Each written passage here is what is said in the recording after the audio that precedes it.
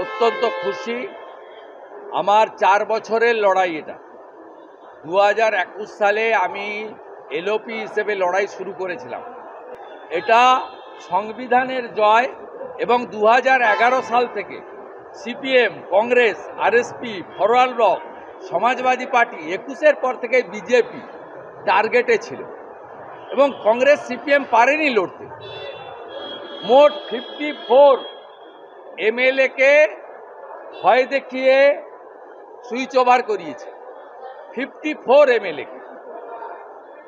ইমানি বিশ্বাস থেকে শুরু করে, তারও আগে আপনার কৃষ্ণেন্দু নারায়ণ চৌধুরী থেকে শুরু করে, চাঁদ মোহাম্মদ থেকে শুরু করে অসংখ্য। আমি খুশি। এর পরের পালা তন্ময় ঘোষ বিষ্ণুপুর, আলিপুরদুয়ারের সুমন কাঞ্জিলাল, হলদিয়ার তাপসী মণ্ডল, এরা প্রস্তুত থাকুক। এর পরের পালা এদের।